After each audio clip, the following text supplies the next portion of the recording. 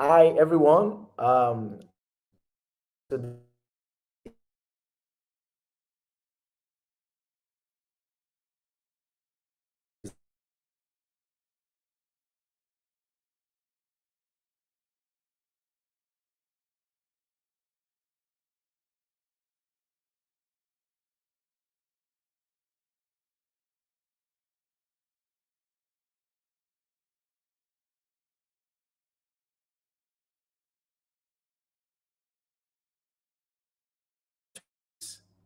And what is the going to be the conversation from the end of our people.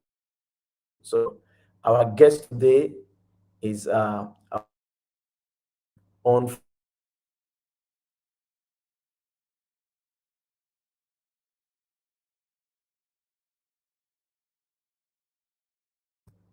what next, and I'm very sure a lot of us will want to hear from her what she has been doing of the contribution to COP26. Thank you very much for everybody across the world, whether you're joining us from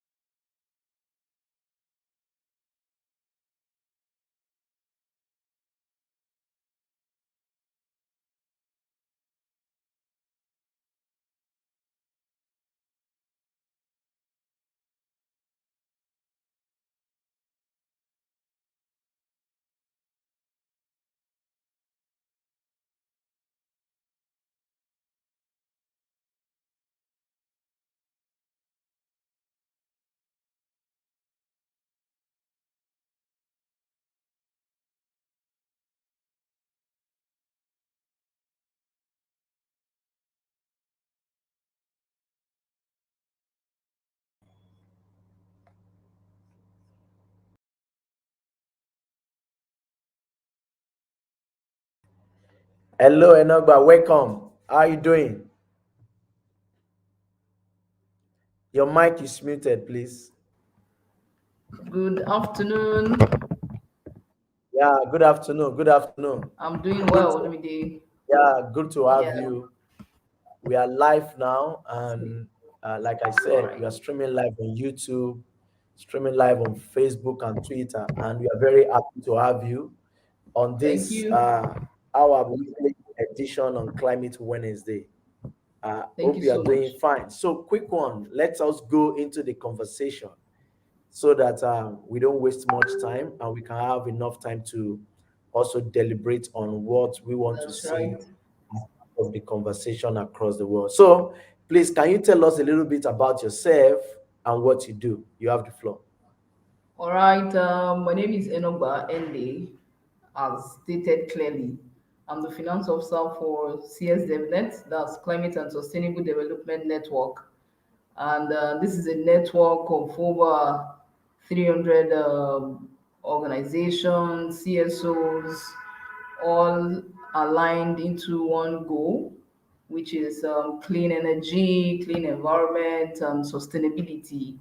And yes, it's been an awesome one for me, especially as a finance person, yes, and also engaging in the implementation process, especially at the grassroots as well. So, yes, this is what we do, this is who we are, also running the sustainable development goals from our end. We are centered on SDGs 13, but of course, cuts across other goals as well, all married together. Thank you. Yeah, thank you very much. Thank you very much. I'm also very happy to say I'm part of this very great network, and it's a Yeah. network that has impact and create more value for a lot of civil society across the country. Okay. So today's conversation is something that a lot of people have been discussing across the value Actually, chain. And we know that COP26 has been a very a conference that have shown to us what we need to start looking at. COP20 is one of the most important climate talk this year.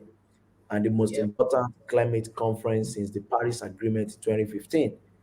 But what happens after negotiation has closed in Glasgow in November is what we want to see us discussing today, and to see how we can move forward, as we see that climate change conversation is getting more attention across the world. And it's also a privilege to see that Africa will be hosting COP27 in Sure. 2022. So that's why we're having this conversation to see where we are, where we are going to. So I was for you are one of the participants at the COP26 this year in Glasgow. That's right. How was your experience at the just concluded COP26? Can you tell us what has really changed, or what are the challenges you faced during this conference? You have the floor. Well, COP26, in Glasgow was an interesting one for me.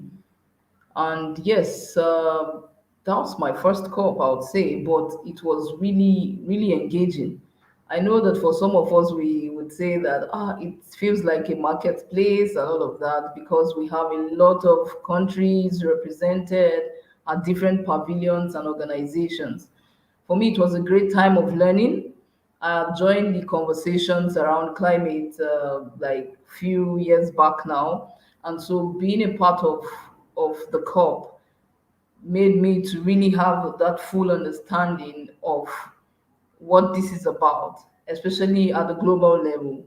And I would say the side events were really, awesome to be part of. But one of the areas which is also key is the negotiations that go on. And so for those negotiations, obviously you were also part of the COP. You would say or agree with me that in terms of the negotiation processes and being at the negotiation table, we're not really, really represented, especially looking at it from the CSO view or angle or perspective. And then even for the global south and all of that, for the discussions that went on, we would say that we're not fully satisfied. But overall, for me, being a part of COP has taught me, what this whole process is about, especially having an opportunity to be part of the persons trained on African negotiation skills and all of that. So being part of that gave me the full understanding of what the negotiating processes for COP is. And this, I think that from what I learned and what I saw, I think that a lot of us, especially youth, need to fully understand negotiation processes and aside the side event. So this would be for me one of my recommendations.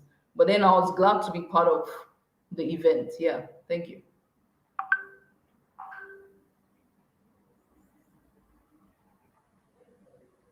You're muted. I think you're muted. Thank you very much. Thank you very much. So I can testify that the conversation was the way you said it was actually the way it was in COP, and a lot of people actually looking at how we can scale up that conversation and how we can get more representation in the COP. And that is very, very interesting that a lot of urgency, a lot of case has been coming up. So moving on, do you think COP26 was a great turning point for civil societies and the youth in general? If not, what do you think we should have seen much better in COP26? All right. Being a great turning point, I know that at some point it was almost looking like what happened in COP25 and all of that. But and then also from the angle of young persons and youth participation, I think there's more that needs to be done. Some colleagues of mine would say that if you can't be part of a negotiation, or rather, you can't be included if you're not also part of the whole process. And this, I would say, in terms of youth participation, I think we need more youth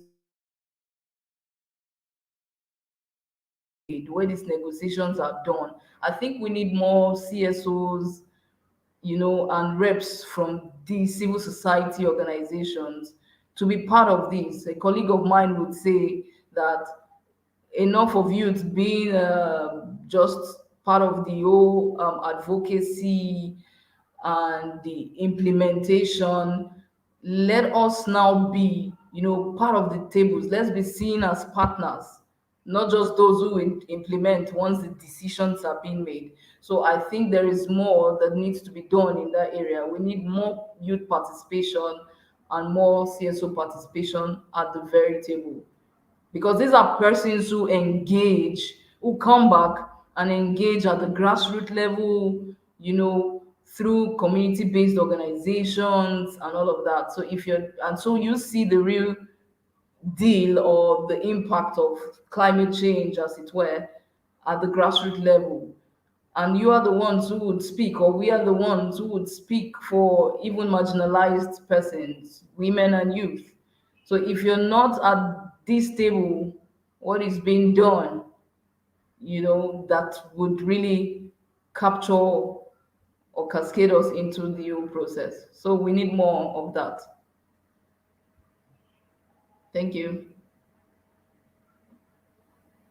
Thank you very much. Thank you. We need more of that. I know the calling for young people to be part of this conversation is very important.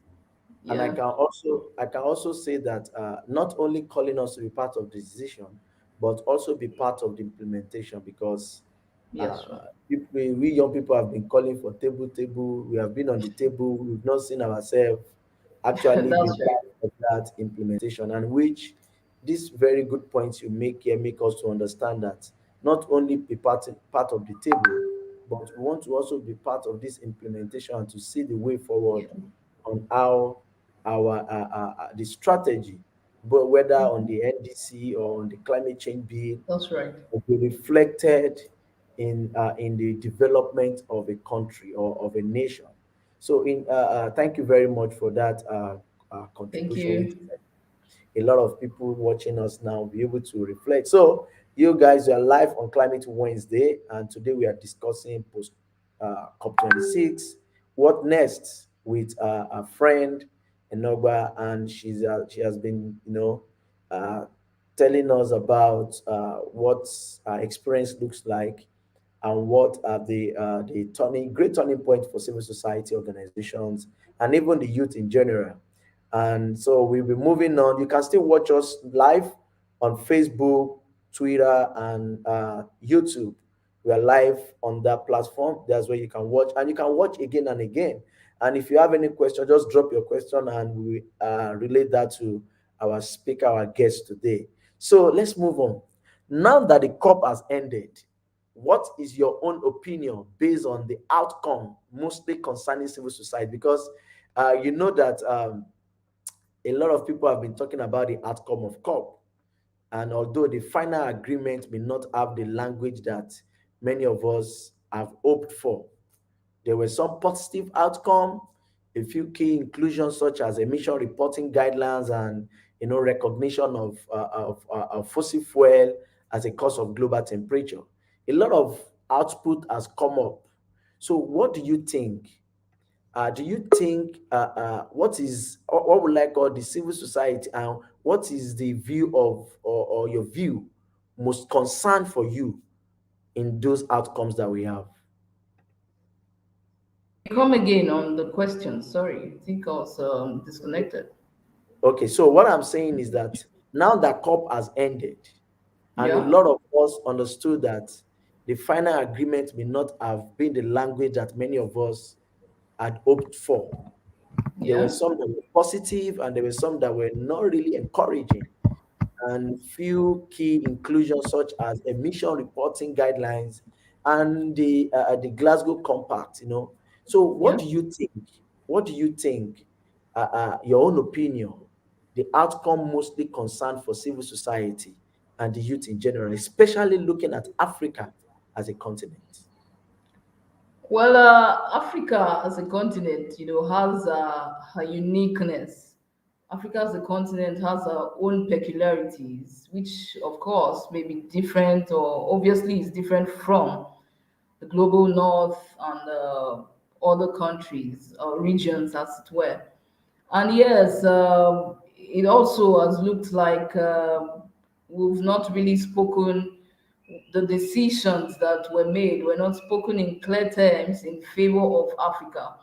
Because Africa is already going through the impact, of climate change, like obviously floods, droughts, and all of that. And you know that this same Africa has got, just like I said, within Africa itself, we may be having different challenges at country levels and all of that.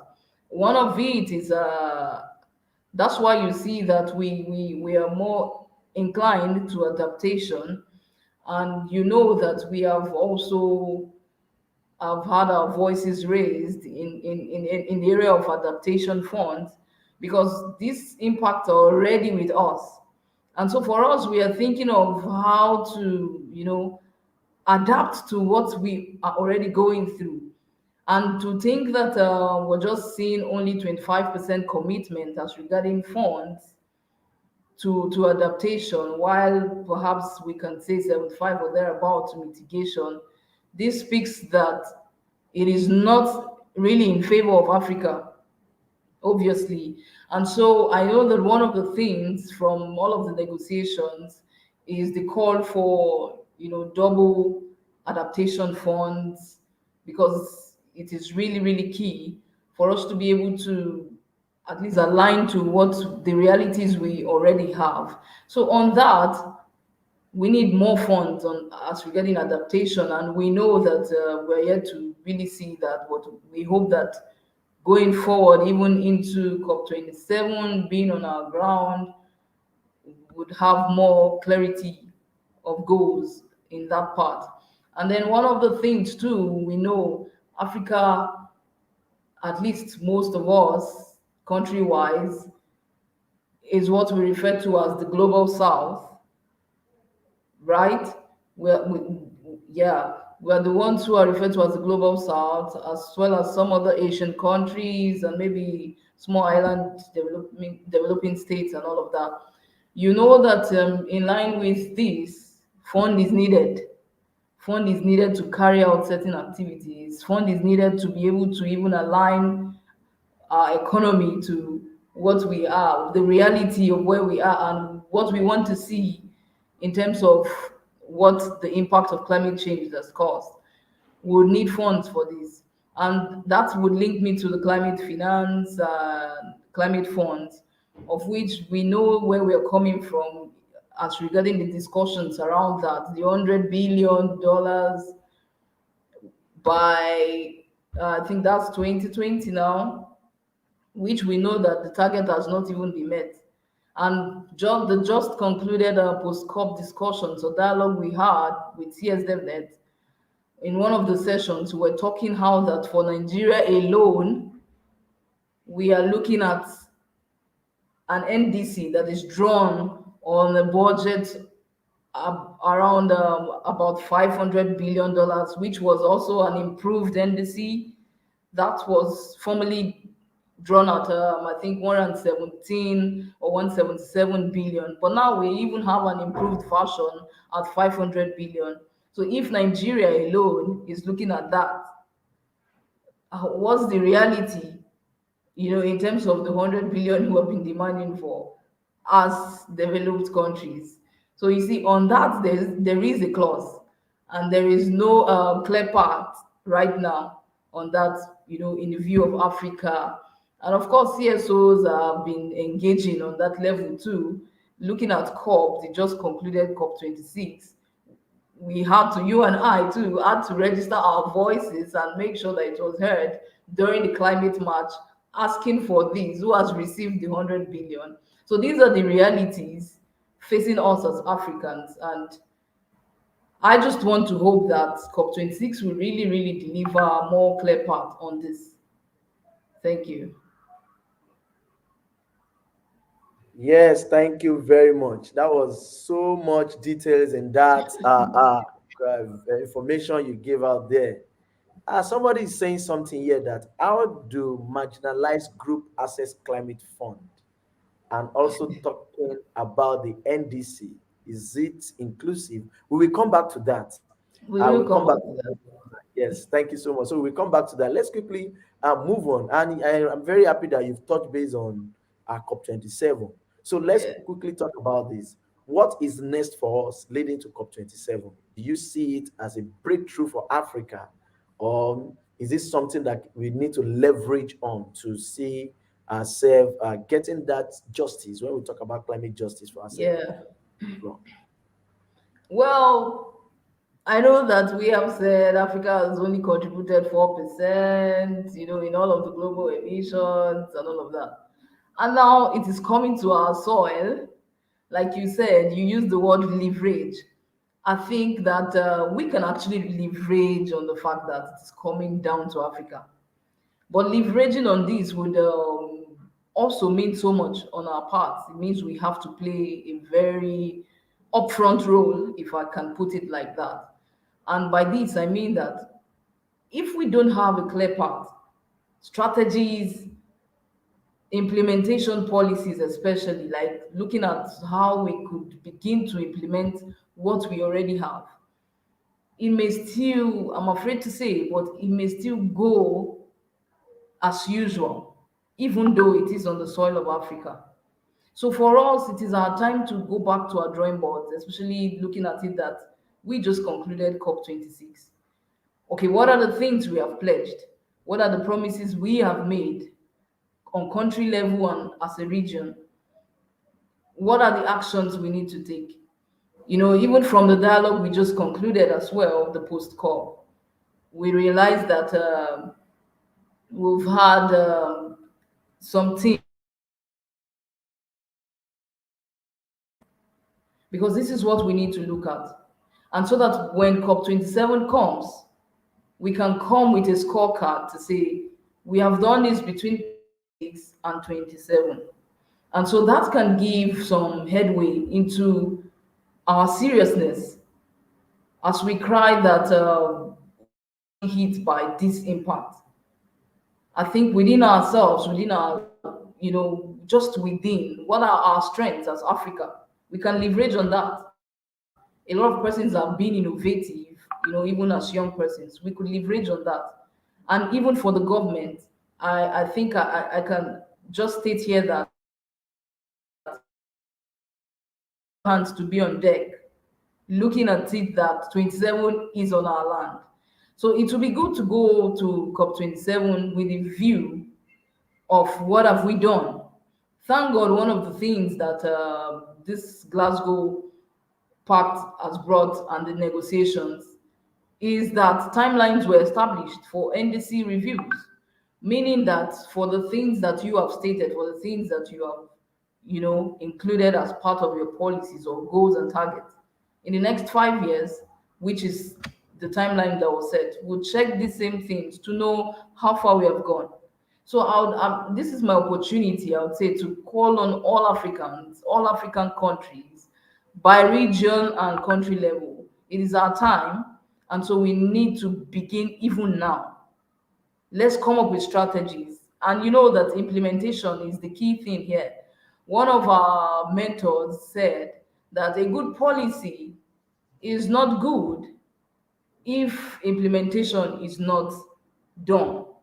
And so that is where the key thing is for us. And I call on all of us to join hands to do this. And by that I mean government, CSOs, private sectors. We all need to come together. And I don't know, I think this is also a good time for us to involve the private sector more, whether from the Nigerian angle or from the African angle. We just need to, you know, synergize to get this, to begin to see ourselves transitioning. You mentioned climate justice. We know that there's a lot on that, but we can transition if we have it all set right. So yeah. Yeah, thank you. Thank you very much. But that was very, very deep and detailed. I think a lot of people we actually understand that COP26 has been another conversation the way it has always been many years Yeah. back.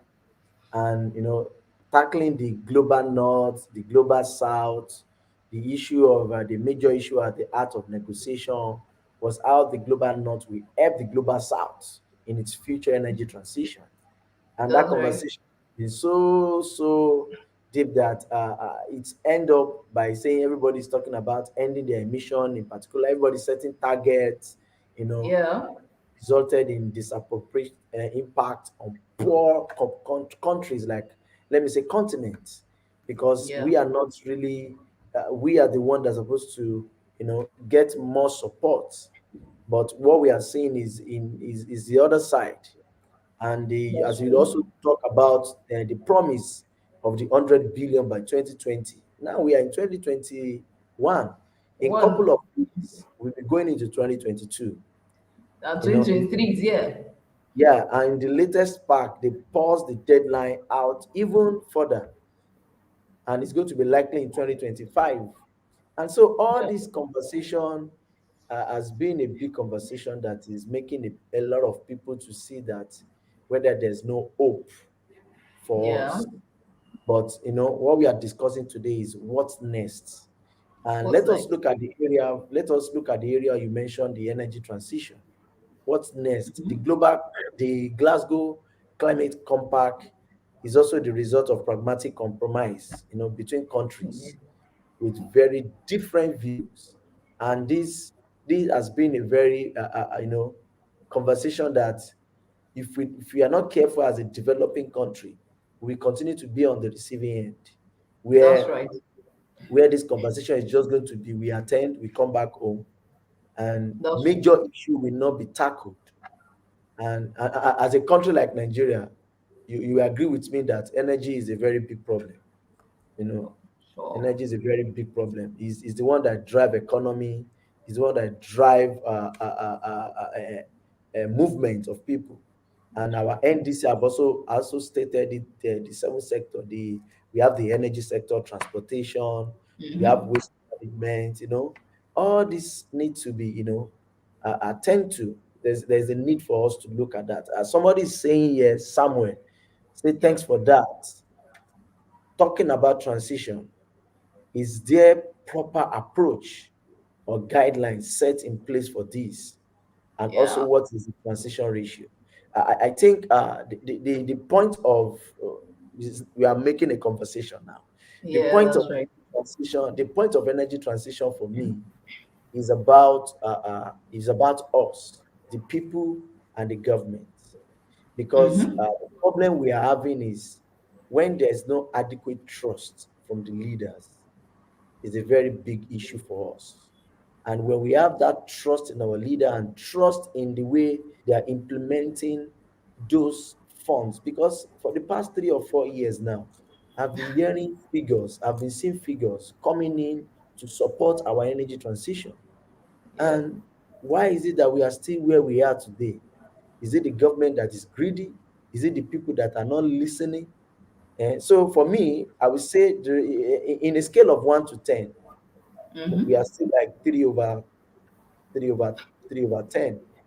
So we need to be, if we want to be realistic, then we need Yeah. to be sincere to ourselves. We need to have a transparent. We need to be accountable for everything we are doing. So that is my own take on. I don't know if Yeah. you have any other thing you want to say on energy transition so that we can move on. Well, when it comes to the matter or the area of energy, it's a big one because this is what the country, the economy of our nation, especially Nigeria, and even many other countries, but this is where the economy of our nation, Nigeria, is really rested on, at least for many years now.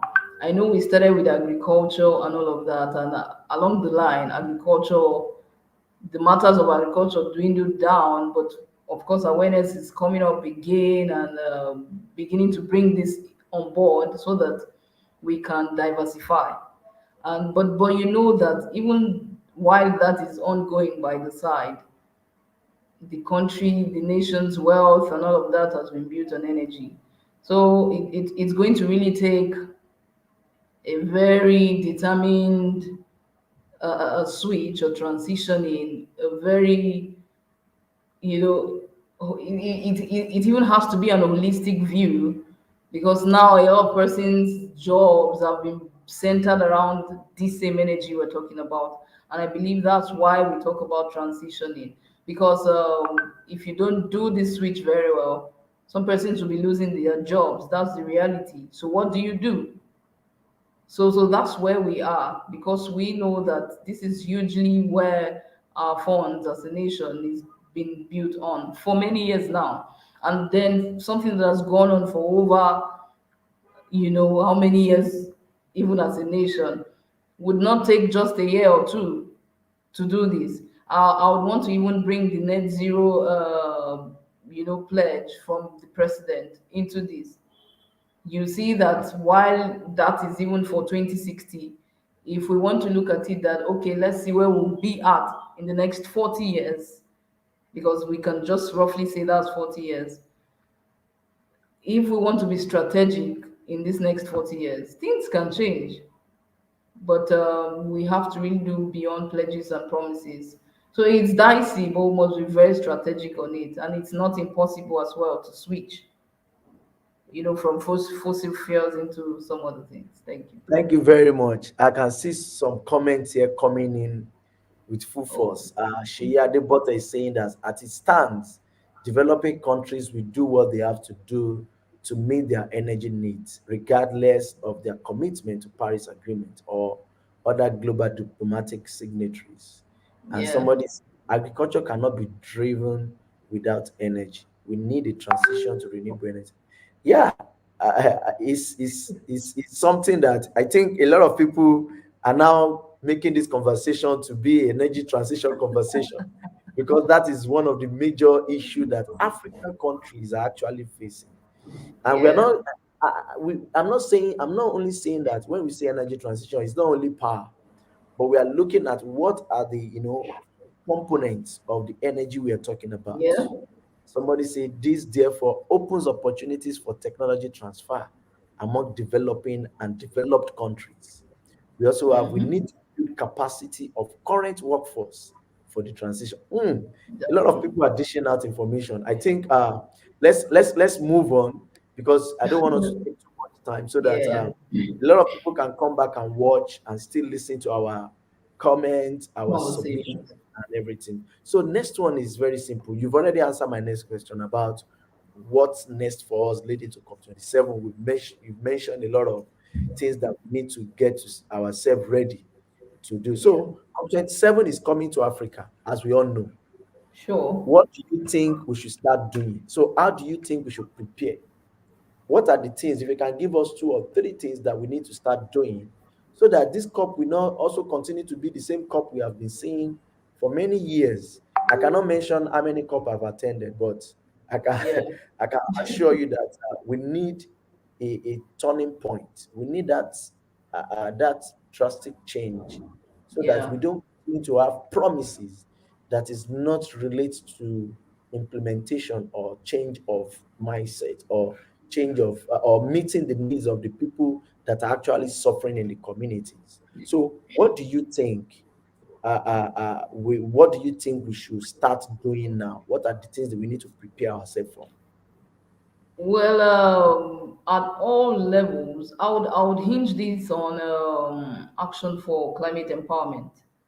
On one hand, yes, and we have there are a few points under that are like targets, and one of it would be awareness. Awareness would also look at education, public participation, and all of that, you know, kind of thing. Why I'm saying this is because as much as this is coming to Africa, we should take it personal. Yes, like we should take it personal. And by so doing, I think where we need to really be more, we need to be deliberate. And that's why I'm talking about awareness, I'm talking about education, I'm talking about public participation and all of that. We need to share this knowledge far and wide, what this is about and what it would mean to us, especially as Africans, whether on the local level as region concerns. We need to go all out. And while we're doing that, so that people know what is at stake, we now have to come back to the drawing board. While all of that is happening, we need to be on the drawing board as well, knowing what we want to take, what is our position. And when we talk about either Africans' position or even down to country level, we make it clear. This is our land, this is what it is for us, and this is what it's going to mean. But on one hand, while we wait for the global north, like I would say, what are the things we need to look within and do a serious strategy on how we want to implement? It will not be a bad idea to already have certain things going on. I say this because South Africa got a fund, right? Access to a fund of, I think, about 8.4 billion or thereabout. Why? Because they came with a clear pact to end or face down coal and all of that. While we say that funds are really hard to access, which I agree with, I think if you come with some level of preparedness, which is where I'm going to, if you come with some level of preparedness as to a clear packed strategy and the things you want to achieve, I think this would give us, some level of, should I say, will be taken more seriously. So that's what I want to say. So all hands must be on deck. We must be ready for implementation. While we say this is what we want, we should stick to it that this is what we want.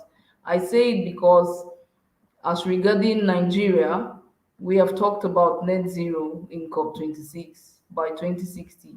And at the same time, you're having, some policies around or surrounding coals and all of that. So if you want to bring this now to the table, who takes you serious? Because you're talking about ending this or cutting down emissions, and you're also bringing a policy or whatever that supports, the activities as regarding coal. So if you know that this is it, let this be it. And I think we'll be taken serious at that level. Yeah.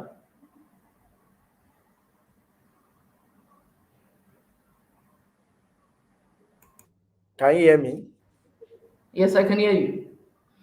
Yeah, thank you very much. I was able to. So let me go back to what these great people were talking about, how we are getting ready for COP26. So she starts by 27. saying that, yeah, COP20, sorry, COP27. She Yeah. starts saying by talking about what next. I wonder if we can be specific and trim it down by asking what Africa do differently to maximize COP27. Then Yeah. somebody says she is one. Further puts, can Africa organize its own COP27 side event? I think I might not be able to get what that means, but if Africa is organizing COP27, that means we are hosting COP27, and COP27 we have different side events the way it happens in Sure. COP26. Then the next one is the starting point for COP27 is not at the top, but annexing our perceptive perspective from local to global. Yeah. Ensure your perspectives are integrated into Nigerian AU AMCEN position for COP27. This person actually know the diplomatic, the bureaucracy of Exactly. agents and parties that are involved in leading to COP27, which I think is also very important for us to leverage on Sure. those parties for us to have a strong commitment. And somebody else, I strongly believe that developing countries should begin to look inward on how they can Hmm. maximize the resources That's right. within to That's right. achieve more. So sad. Misplaced priority is our challenge. Let me say this. Shei's point is very clear, and he also Good. mentioned that I wonder if we can be specific. In Africa now, our issue, if you see, we discuss about the loss and damage. Yeah. Discuss about climate finance. Then we also discuss about energy transition. I think those are the three Sure. key conversations that were eating point very well. I think a lot of attention has now gone to a lot of gender issue, which I think And maybe yeah, a lot of adaptation gender issue has become. But exactly, then adaptation. So for me, I think looking at loss and damage, looking at climate finance, because that is Yeah. what we are clamoring for all this. Why? And for that, the person that also mentioned about integrating the AMSEM, the African Yeah. Ministerial Conference on Environment, for them to look at what is our position towards COP27, because the privilege for us to host this COP is a privilege for us to let them understand the impact of climate change on our soil, and how we want to also look at the issue that the African Club Initiative just mentioned, that how can we look inwardly on how they can we maximize the resources within to achieve more. So we are looking at how can we look inward now to achieve more with our own local resources. But also we need to also make sure that there is also support to implement and to drive those local resources for more marketable communication for different countries as well. Because everything we are doing now, for me, I want us to see it as business, because we cannot continue with charity, though there's a room for that. But for us to grow, is it 2 or 3 days that we saw that the Senate have approved our president for borrowing certain amount of money, you know? And if we will continue to borrow this money, if we don't look inwardly, like what this my brother just said there, the ACI, the African Cleanup Initiative, that we need to start looking inwardly to see how we can maximize the potential of the resources that we have. So, everyone watching us on this call, I'm very sure that this conversation has been very, very on point, and everybody's talking about what is next. For me, what is next lies within us. What is next lies within what we want for ourselves.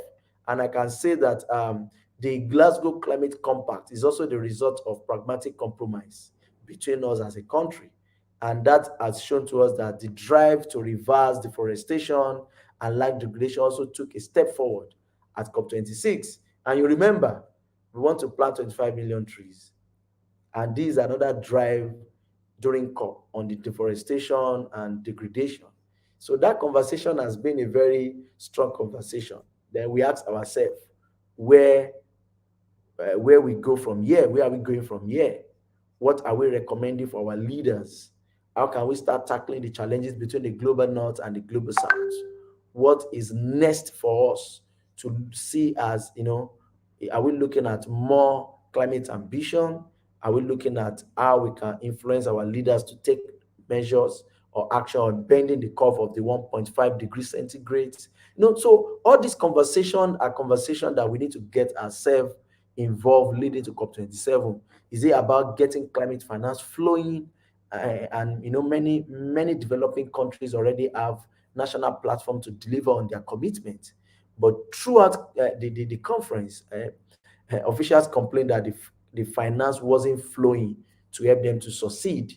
But what we are seeing today is how can we maximize our local resources while we are waiting for all this funding to come in. So, friends across the globe, African youth, civil societies, this is Climate Wednesday, and the conversation today is all about post COP26 and Yeah. what is new for us, and what are we looking towards for COP27. Thanks to everybody that have made comments, that have said their mind to us. These are a comment that a lot of people are actually looking to also see how they can take action. So now we are winding down this conversation. Let me quickly move to this, and it's a very strong question for you to see the question to our leader. What is your message to African leaders and the ministries in charge of our environment moving forward? What is your message?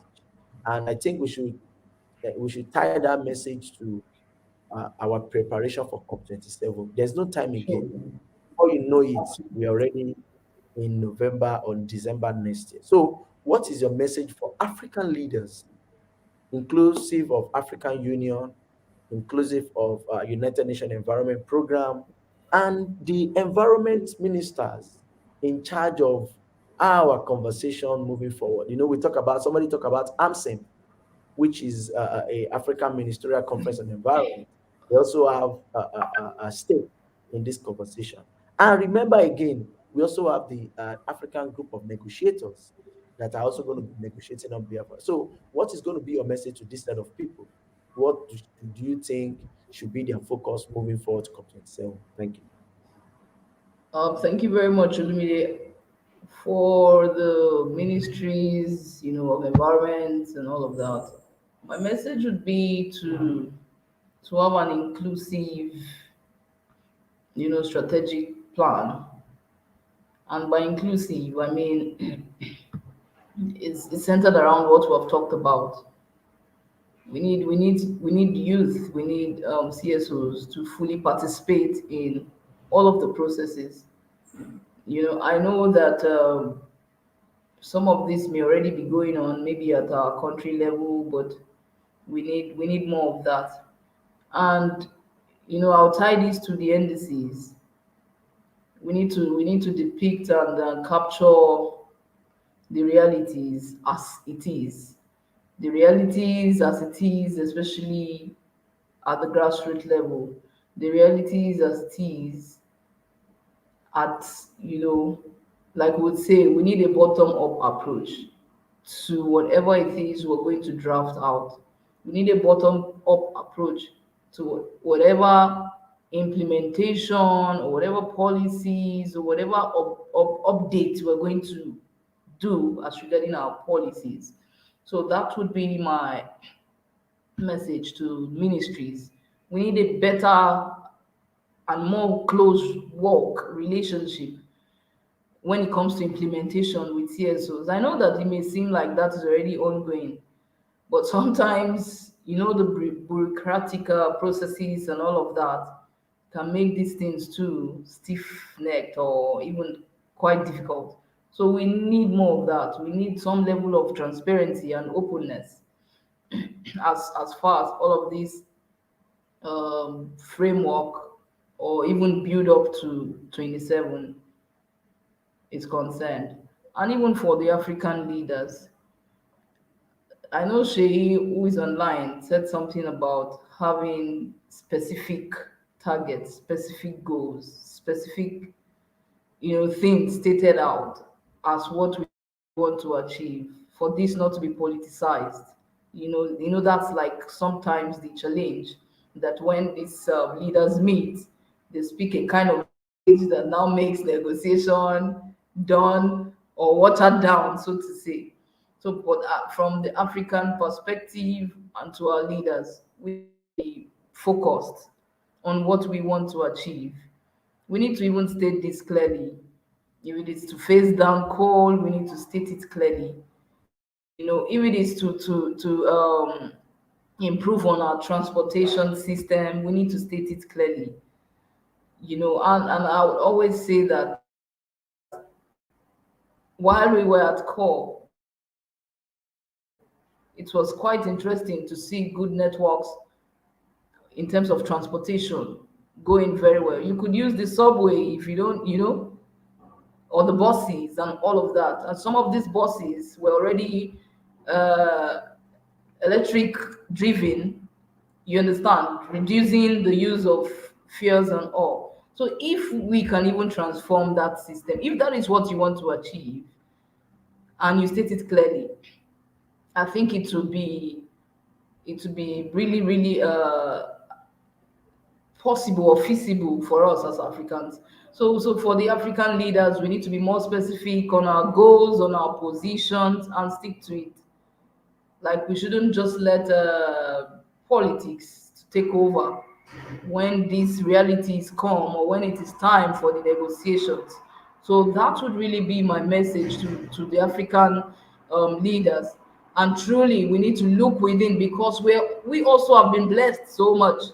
And so we have the opportunity to start from within us while we hope for those funds from the developed world. Thank you. Thank you very much. Thank you very much, Enogba. We're closing very, very soon. Thank you. Let me also appreciate everybody that have joined us on Twitter, on Facebook, on YouTube. We are very happy that you're able to listen to us. And I'm very sure that you've enjoyed the contribution from our speaker today on today's edition on Climate Wednesday. Our appreciation goes to Oxfam, PAGJA, FEMNET, African Youth Commission, Natural Justice for part of this month's series. We are very happy because a lot of people want to see more of this conversation.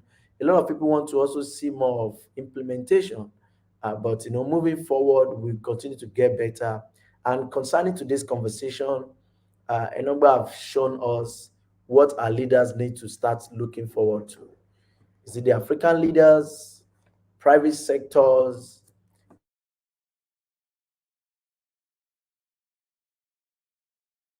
start looking at the position of every women, children, youth,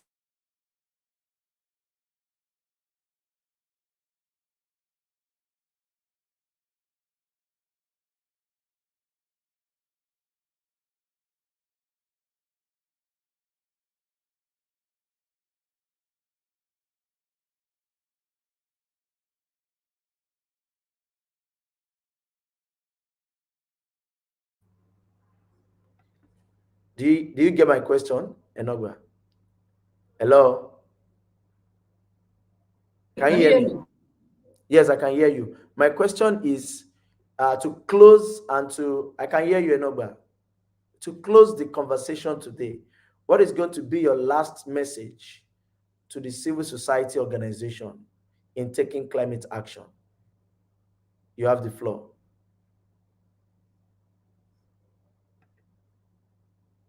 Hello, Enogba. We can Hello, see your. can you hear me? Yeah, I Can you can hear hear me? you. Yes, I can hear you very well. You have Okay, the so floor. what's the question? My question is, what is going to be your last message to our civil society organizations, young people out there taking climate action? What do they need to start doing to continue to impact more generation and getting ready for the conversation towards COP27? What's going to be your message? Thank you. Thank you very much for the question. From the CSO perspective, I would encourage that we don't stop. We always engage at the grassroots, and even just the just concluded dialogue we had, we said enough of just having meetings at the central. We need to begin to take this to the subnationals and not just at the national level. So if that's what we can do on our path, because while those conversations were on, we realized that sometimes when you go to the states, the subnational level, some of these local governors or maybe even state governors don't even know what we're talking about or what these conversations have been on. And so I think civil society could close that gap to build the bridge and have those conversations at the subnational levels so that everybody knows. I love what I know that there's one state that has really stood out when it comes to all of these realities, and that is Lagos State.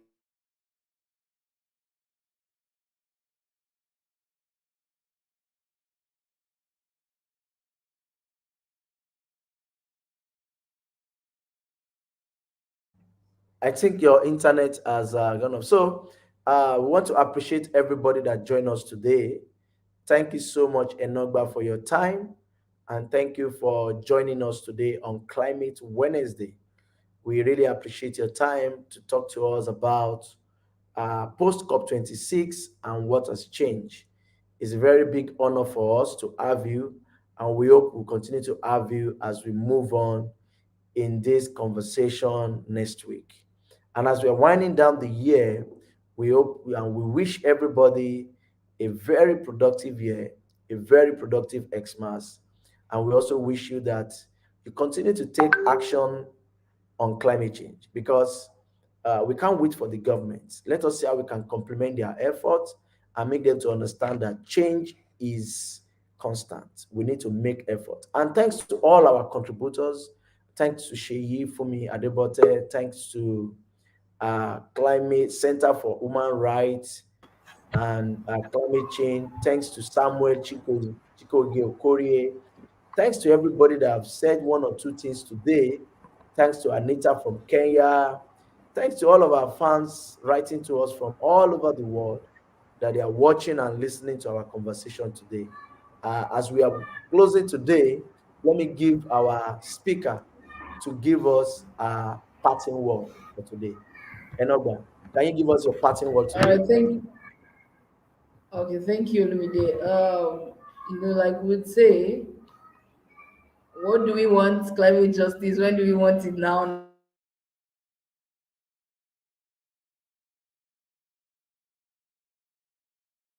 now. Mm, I think we're having this is one of the technological transfer that we are talking about. What do we want? Climate justice. When do we want it? Now.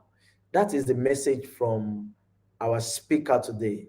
So let us come together as one and start looking at the possibility of taking action together and possibility of looking at how we can transit from now to net zero. As our government have been telling us that we are reducing emission by 2030, 2060.